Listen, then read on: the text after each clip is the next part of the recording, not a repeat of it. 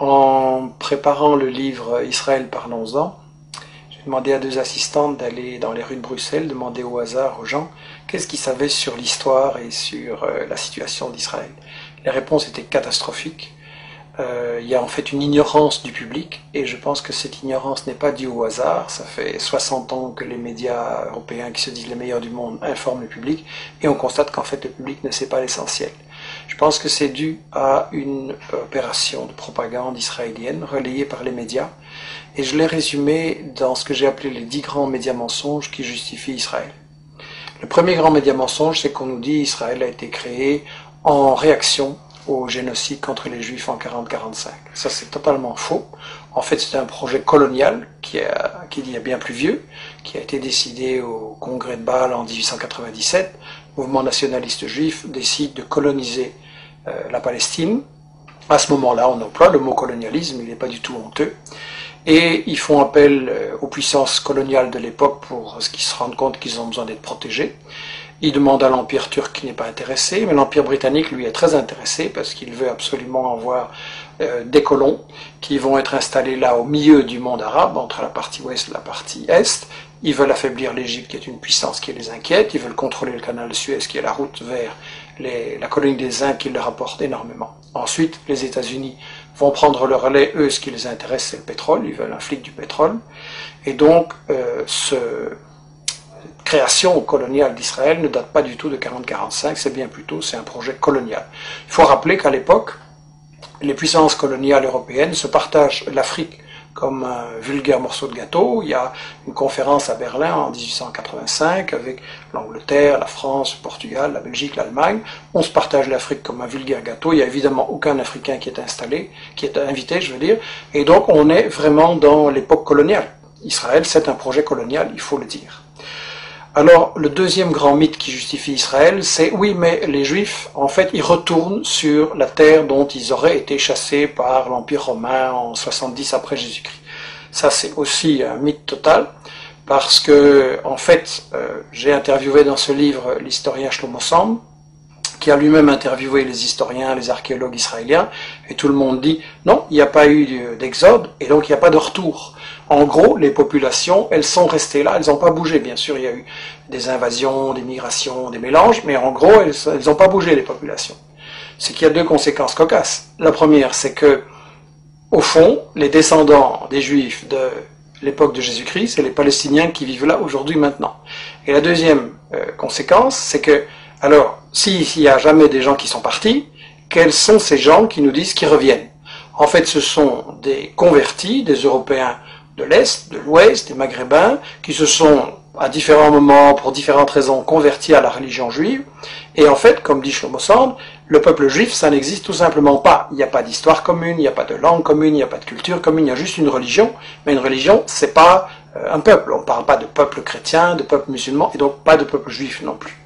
Alors, le troisième grand mythe, c'est l'idée que, en fait, c'est pas grave s'ils se sont installés là en Palestine pour coloniser, parce que nous dit-on, c'était un désert, c'était une terre sans peuple, donc c'était vide. Ça aussi, c'est un mensonge total. En réalité, les témoins de l'époque, déjà au 19e, début 19e, disent la Palestine, c'est un océan de blé.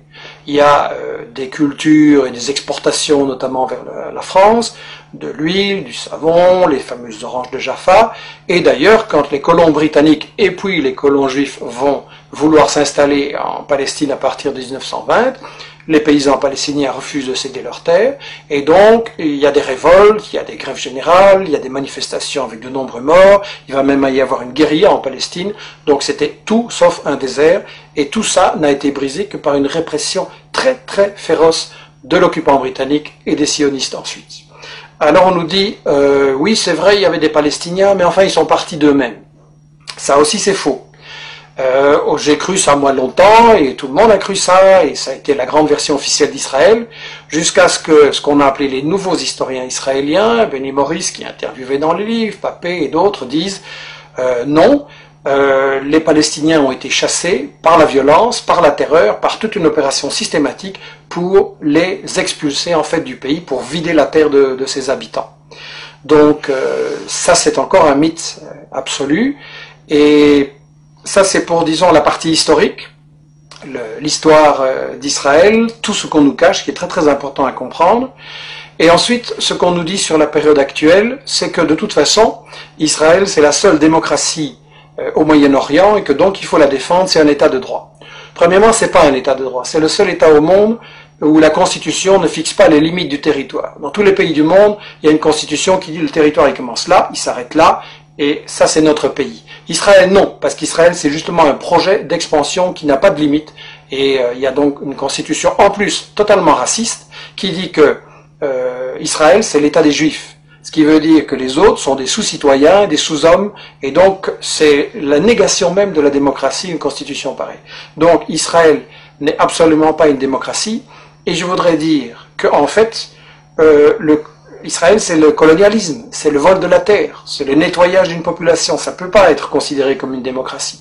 Alors bien sûr on me dira, il y a un parlement, il y a des médias, il y a des profs d'UNIF qui critiquent, etc. C'est vrai, mais étant donné que c'est un État qui est basé sur le vol de la terre, ça veut dire qu'en fait c'est une démocratie entre les voleurs pour savoir comment ils vont continuer à voler. Et ça n'est pas une démocratie, c'est du colonialisme, c'est toujours de la dictature. Alors on nous dit que les États-Unis, eux, ceux qui cherchent à protéger, en protégeant Israël et en mettant plus de 3 milliards de dollars d'aide militaire en armement chaque année pour aider Israël à bombarder et attaquer ses voisins, on nous dit que les États-Unis, ce qu'ils veulent, c'est protéger la démocratie au Moyen-Orient. Bien. Si les États-Unis étaient pour la démocratie, ça se saurait parce que c'est eux qui ont mis en place et qui protègent les dictatures épouvantables de l'Arabie Saoudite, du Koweït, le tyran Moubarak avec du sang sur les mains. Donc en fait, ils ont installé tout ça. Et eux, ce qui intéresse les États-Unis dans Israël, c'est pas du tout la démocratie, c'est en fait le flic du pétrole. Et ça, dans le livre, Chomsky, Samir Amin l'explique très bien, et d'autres, les États-Unis veulent absolument contrôler le pétrole, donc le Moyen-Orient. Ils veulent briser tout État qui pourrait résister à ce projet et qui n'accepterait pas de donner son pétrole pour rien. On l'a vu avec les guerres d'Irak, on l'a vu avec d'autres agressions.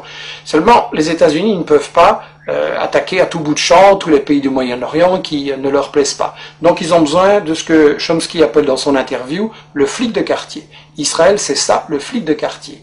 Dans le temps, les États-Unis avaient le Shah d'Iran, une dictature épouvantable qu'ils avaient imposée en renversant le premier ministre élu, Mossadegh, en 1953, et donc ils ont installé une dictature épouvantable. Mais ils ont perdu l'Iran, et donc maintenant, il ne leur reste pratiquement qu'Israël, et c'est pour ça que les États-Unis protègent Israël, alors que celui-ci viole le droit international, viole les conventions de l'ONU, viole l'égalité entre les êtres humains. Donc c'est clair, ça doit être clair, c'est une guerre économique ce qui est mené là par les États-Unis.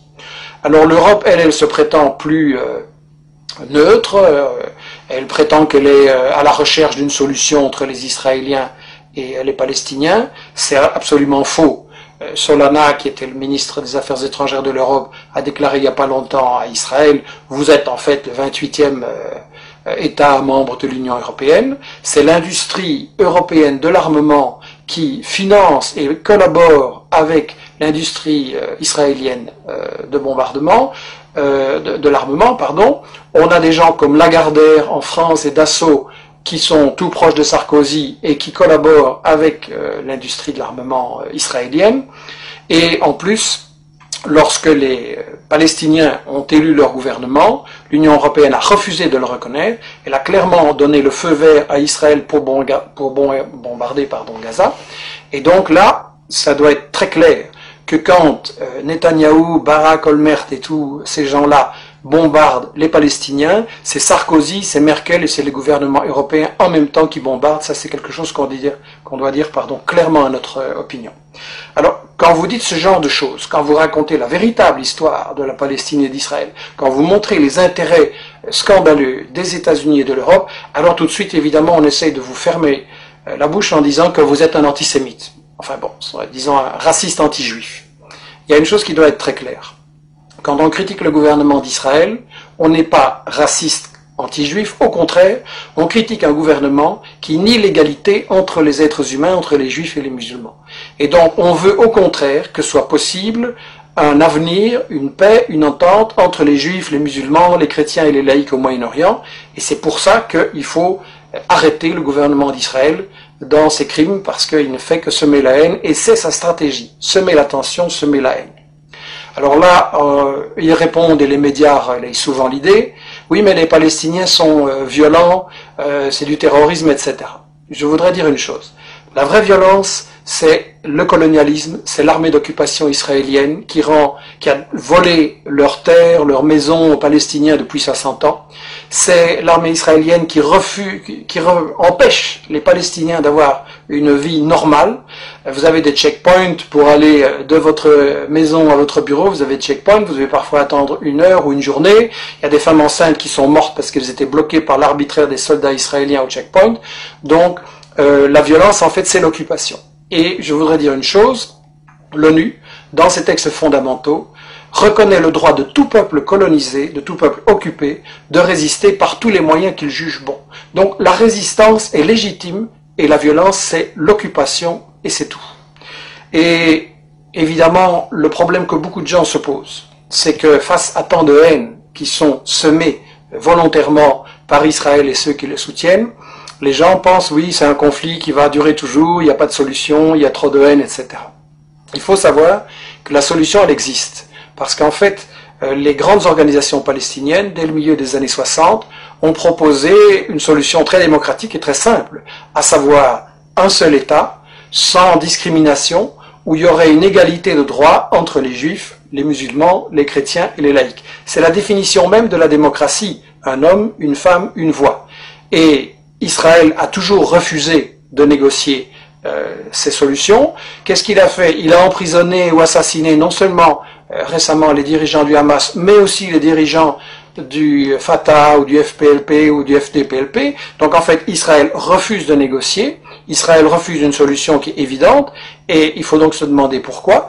Et la seule raison, je l'ai dit, c'est que Israël sert aux États-Unis de flic du pétrole, et donc c'est une guerre économique, c'est une guerre pour le pétrole, c'est une guerre pour les multinationales, et la seule chose qui peut arrêter ça, c'est la pression de tout le monde, des citoyens en Europe, en Amérique latine, en Afrique et au Moyen-Orient et partout, la pression sur les dirigeants politiques qui sont complices d'Israël, la pression sur les médias qui, il faut le dire, ne disent pas la vérité, et ça veut dire, par Internet, avec des initiatives comme celle que nous lançons, la lettre d'information sur la Palestine, etc., que chacun fasse l'information, rétablisse la vérité, démasque les médias mensonges et les mythes justificateurs d'Israël, et en appliquant cette idée, nous sommes tous des journalistes, on arrivera véritablement, je pense, et assez rapidement, à une possibilité de négocier et de trouver une solution pour établir la paix au Moyen-Orient.